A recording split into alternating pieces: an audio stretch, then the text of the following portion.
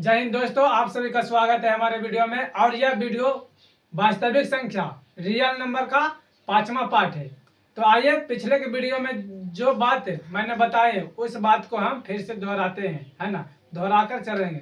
तो पिछले के वीडियो में मैंने बता रहे थे सहअभाज्य संख्या, भाज्य संख्या और अभाज्य संख्या के बारे में बता दिए थे। उसके बाद सहअभाज्य संख्या के बारे में बताए थे। तो सहअभाज्य संख्या को फिर से एक बार समझ लीजिए, ताकि अच्छे से कोई किसी भी प्रकार का दिक्कत ना हो सवाल बनाने में। तो सहअभाज्य संख्या कहते हैं किसको? तो वैसी संख्या जिसका महत्तम समापवर्तक 1 होता, वैसी दो संख्या जिसका महत्तम समापवर्तक 2 होता है, उसे सहअभाज्य संख्या कहते हैं। वैसी दो संख्याओं का महत्तम समापवर्तक 2 होता है, उसे सहअभाज्य संख्या कहते हैं। और परिभाषा भी मैंने इसका लिखवा दिए थे, तो समझने का प्रयास करिए एग्जाम्पल से। तो देखिए सहअभाज्य संख्या के एग्जाम्पल, वैसी दो संख्या जिसका महत्तम समापवर्तक 2 होता है ना। तो 5, 6, 8, 9, इसका महत्तम समापवर्तक जो है 1 होगा, 1 होगा। ले लेते हैं 30, 31, इसका महत्तम समापवर्तक जो है 1 होता है, 1 होता है। आप भाग विधि से चेक कर सकते हैं, भाग विधि से भी चेक कर सकते हैं। जैसे कि इसको हम चेक कर लेते हैं। तो देखिए छोटा से बड़का में भाग दिया जाता है, छोटा से बड़ा में भाग दिया जाता है। तो 2 से भाग देंगे 3 में, तो 1 बेरी के लगेगा और ये 2 है, बच जाएगा इतना। अपना क्या बचेगा? तो 1। और इससे इसमें भाग देंगे तो 2 से 2 में भाग देंगे तो 2 बेरी के लगेगा। 1 गुना 2 तो 2 होगा इस प्रकार से, और कट जाएगा। और यही जो बचा है, अब देखिए यहाँ पर शेष बचा है ना जी, शेष में 0 बचा है, यानी कि यहाँ पर कुछ अंक नहीं बचा। अगर जो यहाँ पर 1 भी बचता तो उस 1 से इसमें हम भाग देते, ठीक। तो यही जो बच गया है उसके ही मसा कहते हैं, यानी महत्तम समापवर्तक कहते हैं, है ना। HCF कहते हैं इसी को। तो आइए कुछ प्रश्न है, उसको जो है हम सोल्व कर लेते हैं, उसको है जो हम सोल्व कर लेते हैं। तो एग्जाम्पल में देख लीजिए, सोल्व कर लेते हैं। जैसे कि 17 एग्जाम्पल में लिखवाए थे पिछले के वीडियो में, एग्जाम्पल में 17,10। तो आप जानते हैं कि इसका महत्तम समापवर्तक 1 होगा। कैसे? तो भाग विधि से आप निकालना जानते हैं या फिर नहीं जानते हैं, तो आइए हमारे साथ सीखिए, है ना। तो देखिए जैसा कि ये बात तो आपको पक्की होगी कि छोटा से बड़ा संख्या में भाग दिया जाता है, छोटी संख्या से बड़ी संख्या में भाग दिया जाता है। तो इसमें छोटा ये है 10 और बड़ी संख्या है 17। तो इसको हम भाग विधि से मशक ज्ञात कर लेते हैं, भाग विधि से मशक ज्ञात कर लेते हैं। तो छोटा से भाग देंगे बड़ा में, बड़ा है 17, इसमें भाग देंगे। तो देखिए 1 बेरी में लगेगा, 2 बेरी लगाएंगे तो 20 हो जाएगा, जबकि ये 17 ही है। तो 1 बेरी के लगाते हैं तो 10, और बच जाएगा अपना क्या? तो 7। अब इस 7 से हम इस 10 में भाग देंगे। भाग की प्रक्रिया हम जब तक करते रहेंगे जब तक करते रहेंगे तब तक कि शेषफल 0 प्राप्त ना हो जाए, या फिर शेषफल 0 प्राप्त ना हो जाए, या फिर ये जो भाजक है छोटा ना हो जाए, है ना। किससे? भाजक जो है भाज्य से छोटा ना हो जाए। तो अब इस 7 से इस 10 में भाग देंगे। अब 1 बेरी के लगेगा 7, अब बचेगा 3। अब देखिए, अब इस 3 से भाग देंगे इस 7 में, तो 2 बेरी के 6 और बच जाएगा 1। अब इस 1 से भाग देंगे इस 3 में, तो इस 3 में भाग देंगे। तो 1 गुना 3 करेंगे तो 3 होगा, है ना। तो 3 कट जाएगा। और यही जो है अपना मसा है, मसा यानी कि HCF है। तो इस प्रकार से आप, है ना, इस प्रकार से आप मसा ज्ञात कर सकते हैं, इस प्रकार से आप मसा ज्ञात कर सकते हैं। आइए उसके बाद देखिए, एक नोट करके पॉइंट हम लिखवाएंगे, वो बेहतरीन रहेगा आपके याद करने के लिए, है ना। इस प्रकार से सहअभाज्य संख्या के मतलब ही महत्तम समापवर्तक जो है 1 होगा। तो लिख लेते हैं 2 अभाज्य संख्याओं का मसा यानी HCF। पहला नोट 1 में 2 अभाज्य संख्या नहीं, दो अभाज्य संख्या रहेगा तब। महत्तम समापवर्तक के मतलब क्या हो रहा है, महत्तम समापवर्तक का अभाज्य संख्या का मतलब कि अभाज्य संख्या में जो है वैसी दो संख्या जिसका महत्तम समापवर्तक एक होगा, है ना। तो देखिए जैसे कि 5 ले लेते हैं और 6 ले लेते हैं, तो 5 अभाज्य संख्या है और 6 जो है भाज्य संख्या है। इसे ऋण संख्या भी कहते हैं और इसे यौगिक संख्या भी कहते हैं। तो इसका महत्तम समापवर्तक एक होगा, है ना। तो कुछ पॉइंट नोट करके लिखवाते हैं, है ना। दो अभाज्य संख्या रहेगा तब महत्तम समापवर्तक एक होगा, है ना। दो महत्तम समापवर्तक एक रहेगा तब जो है अपना क्या हो जाएगा।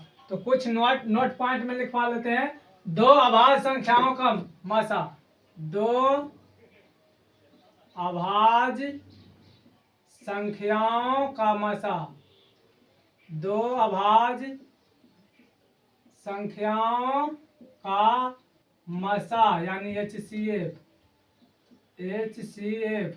हमेशा एक होगा, हमेशा एक होगा। एग्जाम्पल में आप देख लीजिए, दो अभाज्य संख्या बोला जा रहा है, अभाज्य संख्या में 2 3 लीजिए, 3 5 लीजिए, 7 11 लीजिए, है ना। अभाज्य संख्या क्योंकि बोला जा रहा है तो अभाज्य संख्या ही लेना है। अब डॉट डॉट और भी एग्जाम्पल ले सकते हैं। दूसरा नोट में दो भाज्य संख्या के एलसीएम, दो समान अभाज्य संख्याओं का एलसीएम, दो समान रहेगा तब। जैसे कि आप समझिए, हमारी बातों से नहीं समझ रहे हैं, बोर्ड पर जब लिखाएंगे तो समझ में आ जाएगा। दो समान अभाज्य संख्या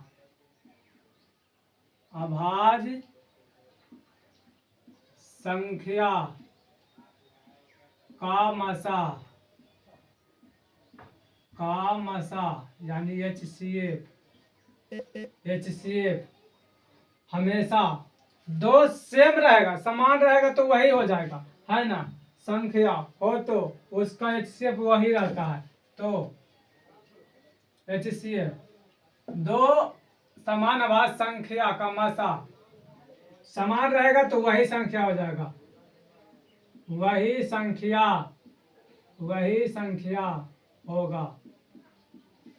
होगा।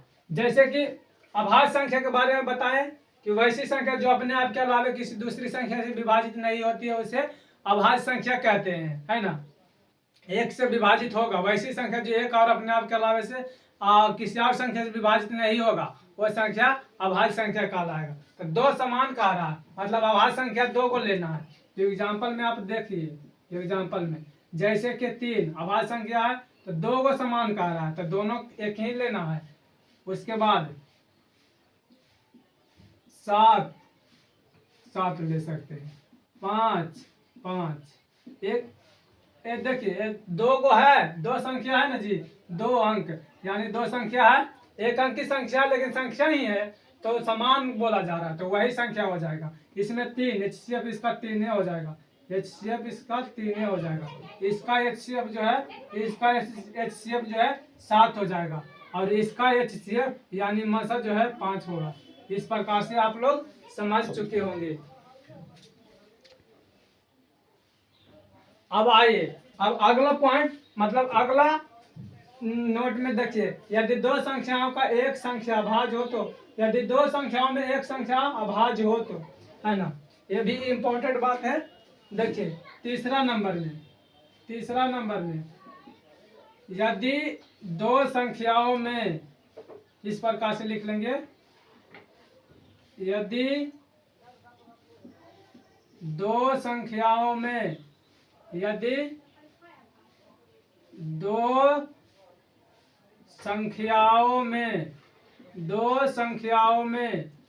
एक संख्या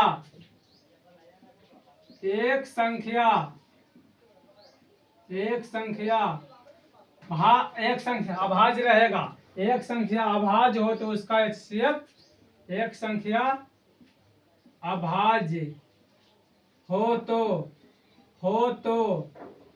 हो तो उसका HCF, उसका HCF कहे तो मासा एक ही होगा, एक ही होगा। इस बात को ध्यान में रखिए। जैसे कि एग्जाम्पल में आप देख सकते हैं, एग्जाम्पल में दो संख्या तो लेना है, उसमें एक संख्या अभाज्य संख्या होना चाहिए और एक संख्या भाज्य संख्या। तो भाज्य संख्या कहते हैं किसको? तो वैसी संख्या जिसका जो एक और अपने आप के अलावे और भी संख्या से कटते हैं। तो देखिए 4, ये भाज्य संख्या है, 3 ये अभाज्य संख्या है। उसके बाद और लीजिए 6 ये भाज्य संख्या है और 2 अभाज्य संख्या है। 6 और 2 क्या है? तो 2 अभाज्य संख्या है। 2 क्या है? तो अभाज्य संख्या है, अभाज्य संख्या है। दोनों समान सेम नहीं लेना है जी। इसमें लीजिए 5, उसके बाद 8 लीजिए और ले लीजिए 7 ले लीजिए, है ना। इस प्रकार से आप क्या कर बोल सकते हैं कि यदि दो समान संख्या, देखिए फिर से सुनिए, ध्यान से सुनिएगा, गौर कीजिएगा बोर्ड पर, ताकि अच्छे चीज से बात को आप भी समझ सकते हैं, है ना। देखिए मैंने क्या कहा, सबसे पहले आप भाज्य संख्या के बारे में जानिए, उसके बाद अभाज्य संख्या के बारे में जानिए, उसके बाद सह अभाज्य संख्या के बारे में जानिए। सबसे पहले भाज्य संख्या के बारे में बताएंगे। तो भाज्य संख्या कहते हैं किसको? तो वैसी संख्या जो अपने आप के अलावे और भी संख्या से कटती है, मतलब वैसी संख्या जो एक और अपने आप के अलावे और भी संख्या से कटेगा, वह संख्या भाज्य संख्या कहलाएगा। भाज्य संख्या को यौगिक संख्या भी कहा जाता है। जैसे में लीजिए 4 एक से भी कटेगा और खुद से भी कटेगा, 2 से भी कटेगा, तो ये हो गया भाज्य संख्या। और भी ले लीजिए 6, तो 6 2 से कटेगा, 3 से कटेगा, 6 से कटेगा, मतलब खुद से और 1 से भी कटेगा, तो ये संख्या जो है भाज्य संख्या कहलाएगा। अभाज्य संख्या के बारे में मैंने बताया कि वैसी संख्या जो एक और अपने आप के अलावा किसी और संख्या से विभाजित नहीं होती है। जैसे कि 2 लीजिए, तो 2 जो है खुद से कटेगा और 1 से कटेगा, और इसके बाद और भी संख्या बना ही नहीं है कि 2 कट जाए पूरा। उसके बाद 3, एग्जाम्पल में अभाज्य संख्या का एग्जाम्पल 3 को देखिए, तो 3 को देखिए तो 3 खुद से कटेगा, 1 से कटेगा, और कोई ऐसी संख्या बना है जो 3 को काट दे? नहीं। तो इसे क्या बोलते हैं? अभाज्य संख्या। अभाज्य संख्या को ही ऋण संख्या बोला जाता है। उसके बाद सह अभाज्य संख्या के बारे में बताएं, तो वैसी दो संख्या का महत्तम 1 होता, वैसी दो संख्याओं का महत्तम 1 होता है। इस प्रकार से वैसी दो संख्या जिसका महत्तम समावर्तक 1 होता है उसे सह अभाज्य संख्या कहते हैं। सह अभाज्य संख्या 2, 3, 3, 4, 4, 5 इस प्रकार से लीजिए, है ना, और महत्तम समावर्तक निकालिए, यानी कि मसा निकालिए, तो आपको पता चलेगा कि महत्तम समावर्तक जो है 1 ही आएगा। उसके बाद नोट करके लिखा है पॉइंट। नोट पहला में देखिए, पहला नोट में 2 अभाज्य संख्याओं का मसा हमेशा 1 होगा। 2 अभाज्य संख्या रहेगा तब 2 अभाज्य संख्या किसको कहते हैं? तो अभाज्य संख्या के बारे में बताएं कि वैसी संख्या जो अपने आप के अलावा किसी दूसरी संख्या से विभाजित नहीं होती है उसे अभाज्य संख्या कहते हैं। वैसी संख्या जो अपने आप के अलावा किसी दूसरी संख्या से विभाजित नहीं होती है। तो 2 अभाज्य संख्या है, 2 भी अभाज्य संख्या, A2 और A3 अभाज्य संख्या, 1 2 2 है ना, 3 5 अभाज्य संख्या है, 7 11 अभाज्य संख्या है। फिर दूसरा नंबर पॉइंट में लिखा है 2 समान अभाज्य संख्याओं का मसा वही संख्या रहेगा। यदि जो आपको प्रश्न में दिख जाए कि 2 अभाज्य संख्या मतलब 2 समान अभाज्य संख्या रहेगा, 3 जैसे अभाज्य संख्या और 3 ही रहेगा, है क्या? तो उसका महत्तम समावर्तक को वही संख्या हो जाएगा। उसके बाद 7, अभाज्य संख्या है दोनों, तो इसका महत्तम समावर्तक 7 ही रह जाएगा। और 5, है, तो इसका महत्तम समावर्तक 5 है। फिर यदि दो संख्याओं का दो संख्याओं में एक संख्या अभाज्य हो तो उसका HCF हमेशा 1 ही रहता। 2 संख्याओं में एक संख्या अभाज्य हो, तो देखिए ये भाज्य संख्या है और ये अभाज्य संख्या है, ये भाज्य संख्या, ये अभाज्य संख्या, ये भाज्य संख्या, ये अभाज्य संख्या है। तो इस प्रकार से आप लोग अच्छे तरीके से जान चुके हैं, है ना, जान चुके हैं। आपको समझ में आया होगा हमारे बातों के मैं कहना क्या चाह रहा हूँ और क्या बोलना चाह रहा हूँ, समझाना क्या चाह रहा हूँ आपको। तो आइए आगे के पॉइंट चलते हैं थोड़ा सा और। देखिए बेसिक नॉलेज लेना बहुत जरूरी है। उसके बाद दो लगातार, चौथा नंबर यहीं पर लगता है, लिखवा दे नीचे में, ठीक है। दो लगातार क्रमिक सम संख्याओं का HCF 2 होता है। दो लगातार, देखिए मेन पॉइंट हम लिखवाए नहीं किए थे, चौथा नंबर में, चौथा नंबर में लिखिए दो लगातार, दो लगातार, लगातार मतलब क्रमिक, क्रम, लगातार मतलब क्रमिक, दो लगातार सम संख्या का, सम संख्या का HCF जो है, सम संख्या का HCF जो है हमेशा 2 होगा। सम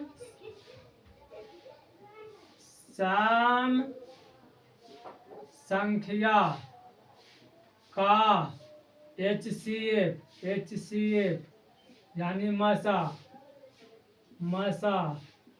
2 होता है, 2 होता है, 2 होता है, 2 होता है। एग्जाम्पल देख लेते हैं, दिखाई देगा या नहीं, ठीक है।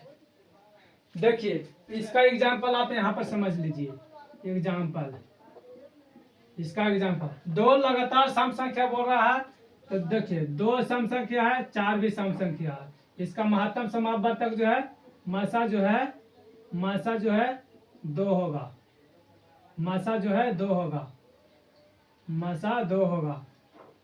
जैसे कि 6 और 8 ले लेते हैं, तो इसका मसा जो हो जाएगा 2, मसा जो है 2 हो जाएगा। इस प्रकार से आप समझ चुके होंगे, है ना। अच्छा, यहाँ पर आप गौर कर सकते हैं कि यहाँ पर जैसा कि 6 और 2 को ले लेते हैं, 6 मतलब इसमें यदि 2 संख्या में एक संख्या भाज्य संख्या, तो ये संख्या 6 जो है, और भी 6 जो है भाज्य संख्या है और 2 अभाज्य संख्या, तो इसका महत्तम समापवर्तक देखिए तो निकाल के, महत्तम समापवर्तक तो ये 0 होता है, महत्तम समापवर्तक जबकि 1 होना चाहिए। इसमें थोड़ा सा गड़बड़ी है, अच्छा कोई बात नहीं, कर लीजिए यहाँ पर।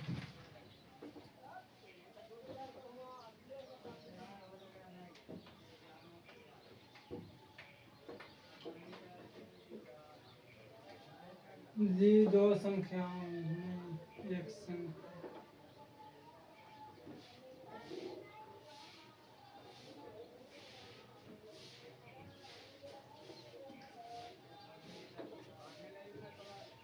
आया होगा, आप उम्मीद करते हैं हमारी बात तो समझ में आया होगा।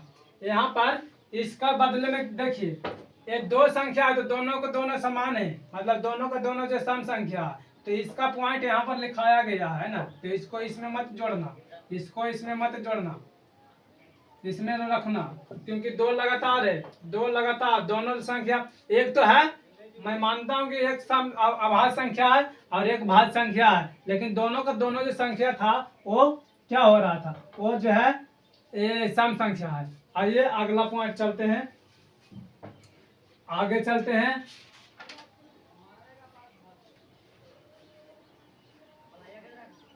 अब देखिए एक सवाल है, एक सवाल है, उसको हम करवा देते हैं, उसके बाद हम और भी थ्योरी पढ़ाएंगे, क्वेश्चन करवाएंगे, तब जाकर आपको समझ में आएगा कि क्या पढ़ना है और किस तरीका से समझना है। एक देखिए अगला सवाल, एक सवाल है उसको कर लेते हैं। क्वेश्चन, निम्नलिखित में कौन सा अभाज्य संख्या है? निम्नलिखित में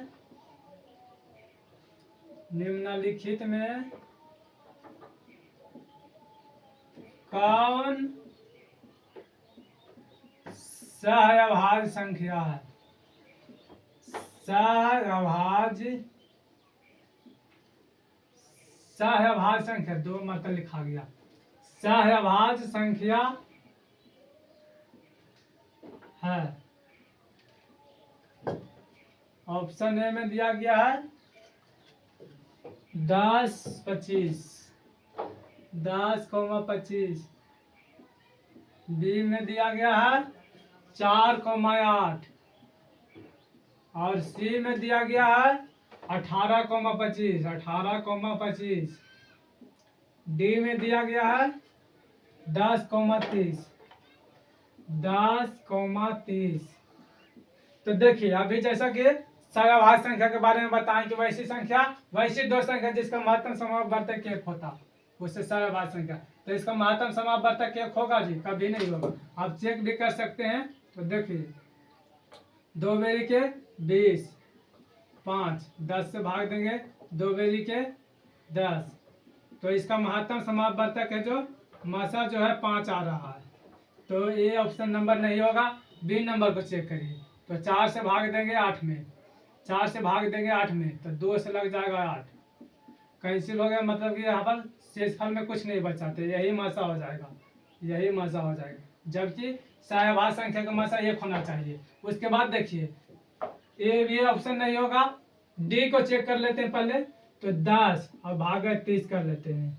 तो 3 बेरी के हो जाएगा 30, कैंसिल हो जाएगा। इसका मासा जो है 10 ही रहेगा।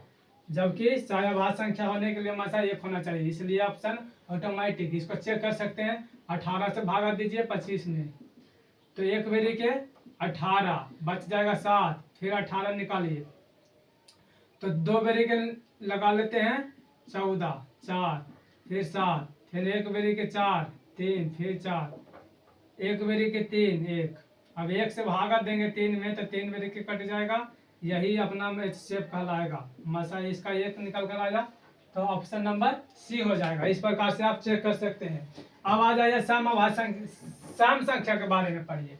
देखिए सम संख्या के बारे में पहले हम बता देते हैं तो शायद आपको समझने में दिक्कत नहीं होता। लेकिन देखिए जैसे पढ़ने के लिए दिया गया है किताब में, वैसे ही पढ़ा रहा हूं मैं, है ना। तो सम संख्या के बारे में जानिए। तो सम संख्या के बारे में जानिए। अगला पॉइंट में लिख सकते हैं आप, पॉइंट बनाकर।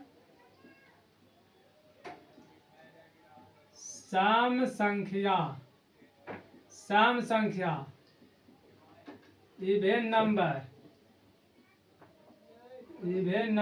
सम संख्या कहेंगे किसको? तो वैसी संख्या जो 2 से पूरा कट जाए, वह वैसी संख्या जो 2 से विभक्त हो। मतलब 2 से पूरा कटने का मतलब शेषफल 0 बचना चाहिए, है ना। शेषफल 0 बचना चाहिए, वह संख्या जो है सम संख्या कहलाएगा। वैसी संख्या जो जिसमें 2 से भाग देने पर पूरा कटना चाहिए।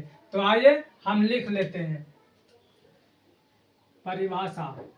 वैसी संख्या जो 2 से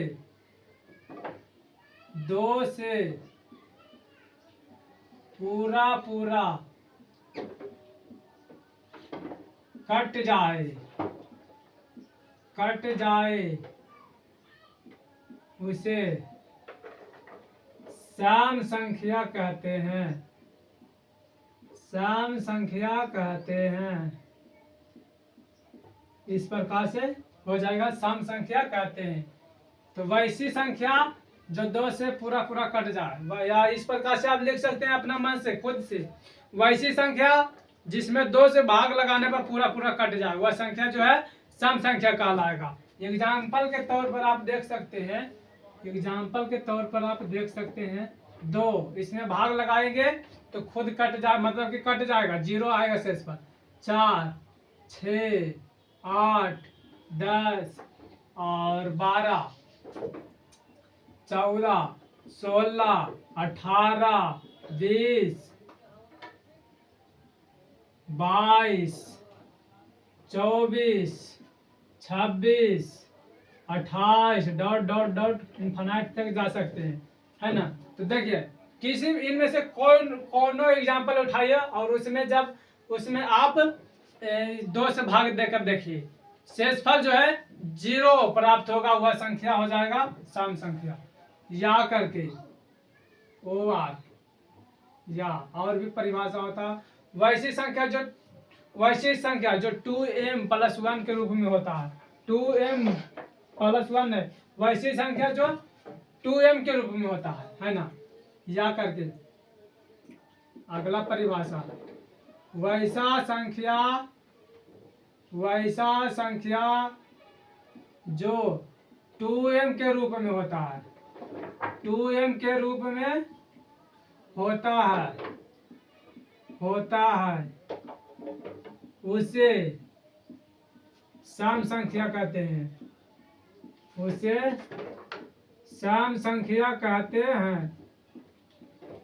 सम संख्या, वैसी संख्या जो 2m के रूप में होगा उसे सम संख्या कहेंगे। आपसे पूछा जाएगा डायरेक्ट सवाल में, और पूछा गया है, सभी सवाल को हम करवाएंगे।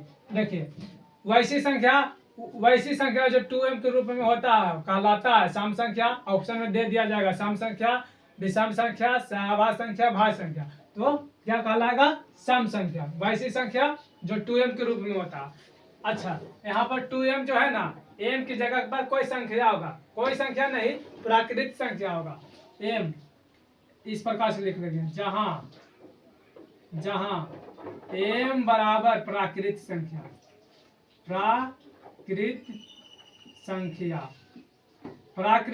आप लोग जानते हैं कि 1 से स्टार्ट होता है।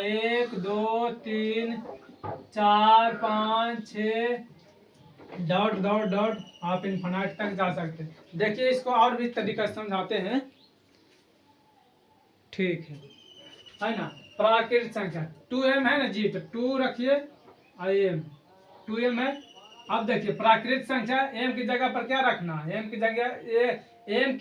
जगह पर प्राकृतिक संख्या रखिए, तो m और इंटू गुना, m की जगह पर क्या है? m की जगह पर प्राकृतिक संख्या लो, तो 2 होगा, फिर 2 गुना 2 4 होगा, फिर 2 गुना 3 6 होगा, 2 गुना 4 8 होगा। तो आप लोग देखिए, तो m की जगह पर प्राकृतिक संख्या रखना, प्राकृतिक संख्या चेक करिए। 1 को रखिए तो 2 आया, 2 को रखिए तो 4। तो इस प्रकार से 2 डिफिनेशन हो गया, सम संख्या का 2